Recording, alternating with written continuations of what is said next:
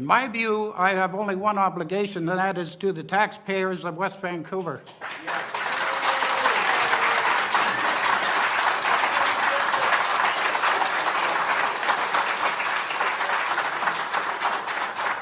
In consideration of the B-line service extending beyond Park Royal, without a restricted bus lane, why didn't TransLink propose that in the first place?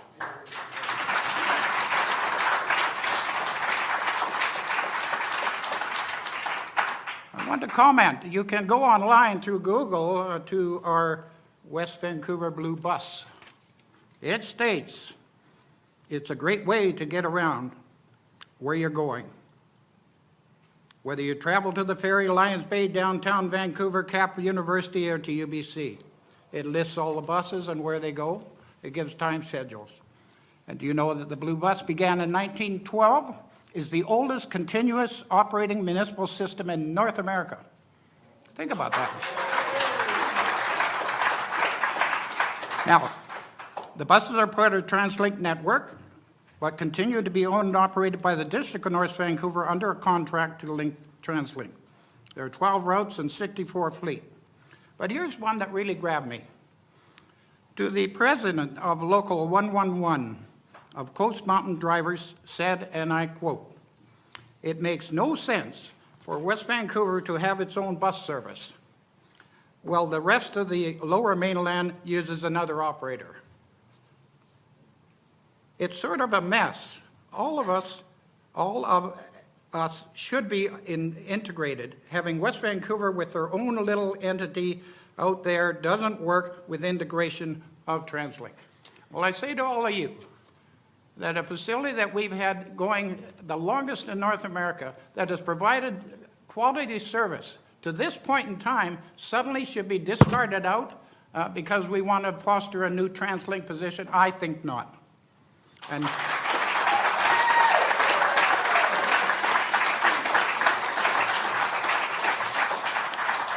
so my interpretation of the motion, so that we would try and get a win-win here, I feel a little bit sketchy on the fact that we introduce the B-line back. It says, well, we're not going to put it by schools. We won't go through neighborhoods, and we certainly will have a minimum of loss of parking. Well, that's something that has to be looked at. What is minimum? 10, 12? So it's double-edged sword here, and I'm wanting to be part of a win-win here, and I've looked at all this. The traffic improvements are important for the future, but folks, when you look at this, I know what you're thinking. Well, if they introduce the B-line, they'll come back in again, and it says here, excluding restricted access bus lanes. So I'm assuming through all this, with both this motion and Peter Lambert's motion, Councillor Lambert's motion, that in fact the transit line will be terminated at Park Royal. And from there, we make adjustments along the way through staff's recommendations, Madam Mayor, and hopefully we can come to a better situation in the future and get a win-win. But keep in mind, folks, the nerve to want to say this blue bus system we had all these years should just float away. I find that just incredible. Blue bus. But let's just focus here on facts rather than emotive arguments that don't have any basis in that. Okay. Councillor Soprovich. Why don't you go on the site and read what it says about the blue bus system in West Vancouver? There's lots of opportunity to get some fact.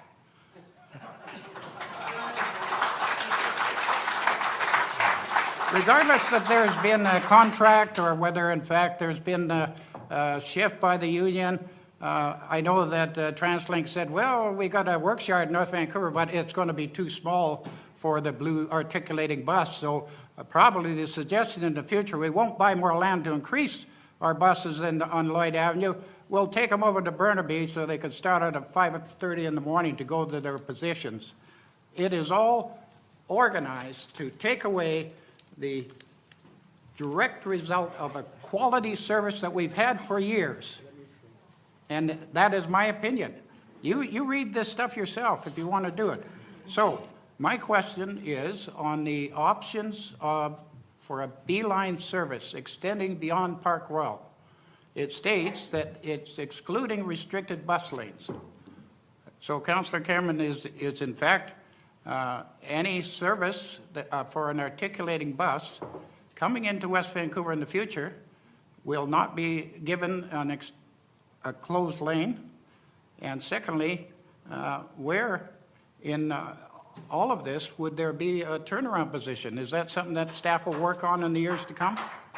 But there's not, right now there's nothing available, so how would we look at a bus system, a beeline system coming back in when there's nothing available to turn around? Councillor Soprovich, the motion says what it says. You can read it the same as all of us. It's quite clear. I actually am very concerned about what you're saying about TransLink and the aspersions that you're drawing. You're entitled to your own opinion, but you're not entitled to your own facts. And I would like Ms. Lemus, don't believe me, I would like Ms. Lemus to clarify this notion, this quite frankly, insulting notion that somehow TransLink is not letting us expand the depot or anything like that. We have an interest in the depot in North Vancouver, do we not, Ms. Lemus? Through you, Mayor Booth, to council. No, we do not. So this is Okay.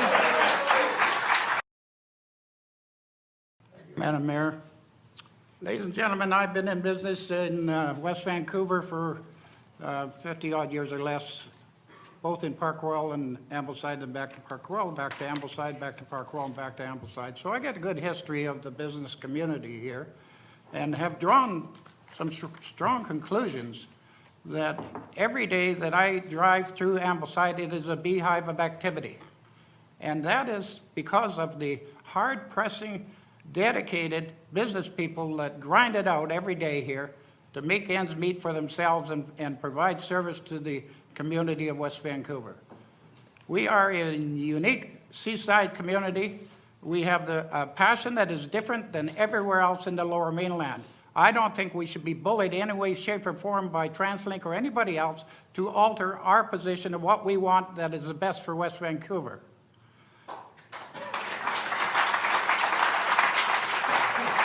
Having said that, to the young people from Capilano, you know, I have a 19-year-old son, and I'm 80.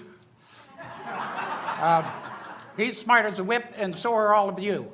I'll be long gone, and you're going to be here working in this community and moving on. So I understand your position, and I accept it all for the future, and you should stand up for your rights and speak your piece all the time. Don't ever forget that.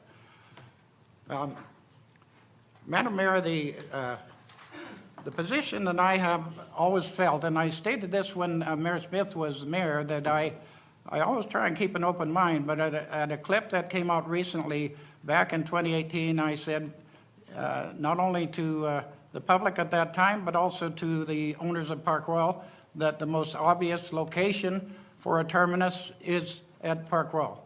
I never varied from that. I had to listen to and thank everybody in the Lower Mainland. One I got a kick out was somebody from Kamloops. You know, I appreciate what goes on in Kamloops, but and I try not to make fun because everybody's entitled to their input, ladies and gentlemen, and as well as this council to their input. I don't ever want to stop that. But I have, I guess, a vested interest in this community. When I leave here, I want it to be that special place that you all think it is, and we know it is. Thank you very much.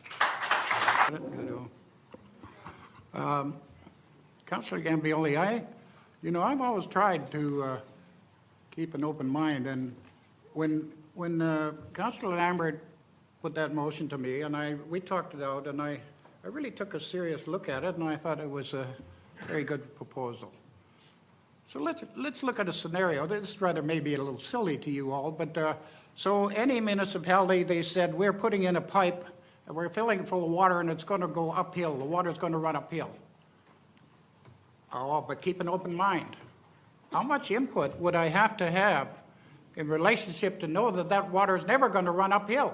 My head would explode before I got enough information about how to make a decision. So when it came to Councillor Lambert's position, and we at the same time extended the outreach, incidentally, we were not to receive anything as of last Monday the 4th in relationship to anybody in the public concern, yet I've received I don't know how many emails for and against since that time, so we're still receiving public input on this. So, you know, I understand we're now suddenly very righteous, and my only hope is that everybody's listening, and TransLink and the staff will all listen to the fact that we want to see a terminus at Parkwell, work very, very hard to improve the bus system in West Vancouver, and the door is open a little bit to a lot of options. And, you know, Councillor Cameron, we may not have full control over our blue bus system, but I'll tell you something. When it first started and TransLink came here, and George Poole was standing over there 20-odd years ago, and he says, we're going to tax your assessment for future costs. And starting a bus system, every lower mainland municipality pointed to West Vancouver says, we want a system just like West Vancouver. That's true fact.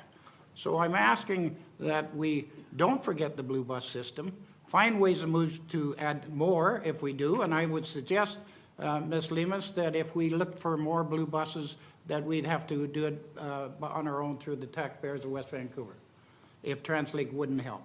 And why wouldn't TransLink help us?